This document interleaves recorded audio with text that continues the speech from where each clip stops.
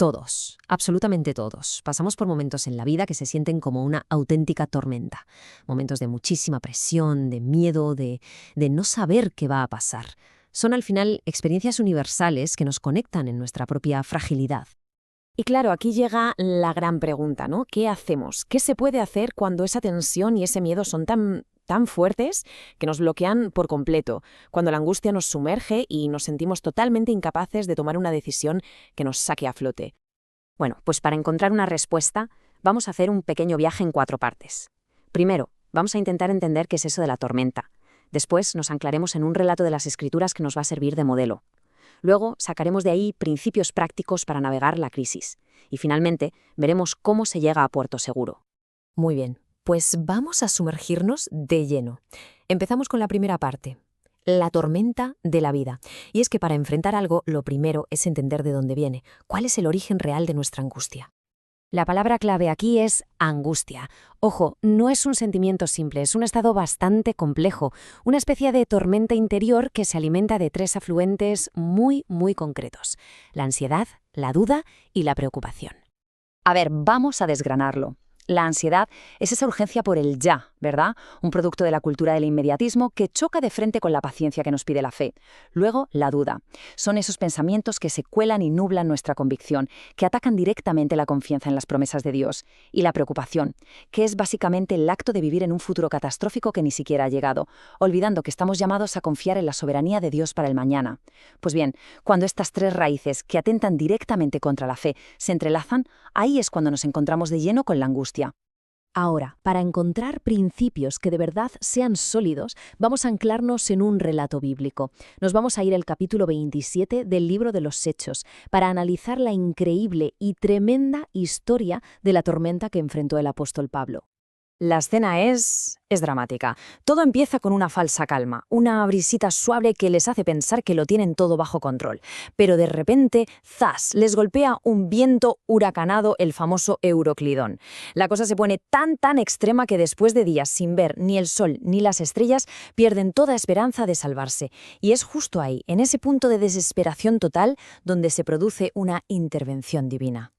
Y es precisamente de este relato, de este caos absoluto, de donde podemos sacar 4 principios espirituales que son increíblemente prácticos para navegar nuestras propias crisis. Aquí es donde el análisis se vuelve, creo, profundamente personal.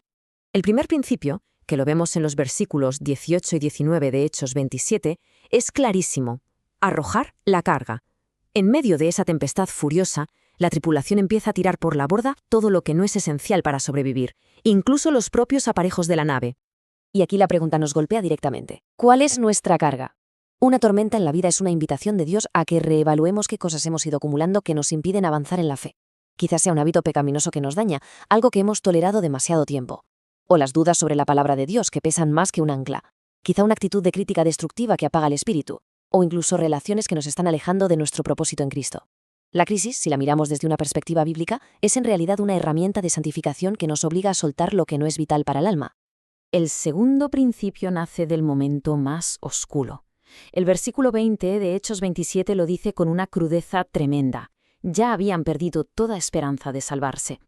Habían llegado a un punto de aflicción y desesperación absolutas. Humanamente hablando, no había ninguna salida. Y aquí vemos 2 caminos posibles. El instinto humano, lo que podríamos llamar el autorrescate, nos lleva a tomar decisiones desde el pánico. Pero la alternativa de la fe es radicalmente distinta. Es entregar esa desesperación a Dios, en rendición total, reconociendo nuestra incapacidad. Es clamar en oración, buscar su dirección en su palabra y esperar su intervención soberana. Es el acto de fe más puro, reconocer que no podemos salvarnos por nuestra cuenta y que nuestra única esperanza reside en Él. El Salmo 94 en el versículo 19 lo expresa de una forma preciosa y nos muestra que no estamos solos en este sentir. Dice: «En medio de mis angustias y grandes preocupaciones, tú me diste consuelo y alegría». La aflicción entonces no es un abandono, se convierte en el mismísimo lugar de encuentro con el consuelo de Dios. Esto nos lleva de cabeza al tercer principio. Después de la desesperación, un ángel le da un mensaje a Pablo, y lo que le dice es absolutamente crucial. El versículo 22 de Hechos 27 lo recoge. No habrá ninguna pérdida de vida entre vosotros, sino solamente de la nave. Lo que hace este mensaje es reordenar las prioridades de una forma radical. La nave, el proyecto, el presupuesto, todo eso se puede perder. Lo que de verdad importa, lo único que importa, son las personas. Una crisis nos obliga a preguntarnos, ¿cuánto tiempo estamos dedicando a la familia, a los seres queridos? ¿Estamos invirtiendo nuestro amor y nuestro afecto en las relaciones? La tormenta al final revela lo que tiene valor eterno. Y el cuarto principio es sorprendentemente práctico. En medio de todo ese caos, con el barco a punto de hundirse, Pablo insiste en que todos coman algo. Les dice, tal y como leemos en Hechos 27, que es necesario que tengan fuerzas. Lo curioso es que, cuando estamos bajo presión, lo primero que solemos abandonar son precisamente las rutinas que nos sostienen. Pero Pablo nos enseña justo lo contrario. Su insistencia en comer es, en sí mismo, un principio teológico. Nuestros cuerpos son templos, y cuidarlos es un acto de mayordomía, incluso en medio de la crisis. A mayor presión, mayor debería ser el cuidado de nuestras fuentes de fortaleza, tanto las físicas como las espirituales. La tormenta no es una excusa para descuidar la comunión con Dios, es la razón principal para aumentarla. Y con esto llegamos al final del viaje, a la última parte, llegando a puerto seguro. Porque toda esta historia tiene un desenlace que revela el propósito divino que estaba oculto en medio de todo ese caos. Durante días y días, a la deriva, sin sol ni estrellas, la tripulación y los pasajeros estaban convencidos de una cosa. Estaban completamente perdidos, sin ningún tipo de control y sin rumbo fijo. Pero aquí viene la gran revelación, la que encontramos en Hechos 28, versículo 1. Cuando finalmente naufragan en una isla, descubren que se llama Malta. Malta está justo al sur de Italia, que era su destino final.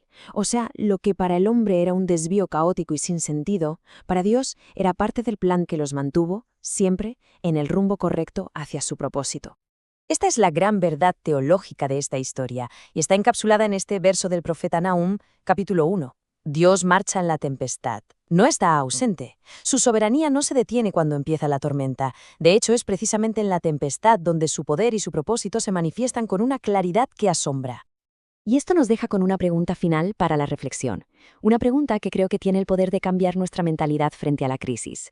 Si de verdad aceptamos que Dios está presente y activo en medio de la tormenta, ¿qué es lo que impide entonces confiar en que su rumbo, aunque ahora mismo no lo entendamos, es el correcto?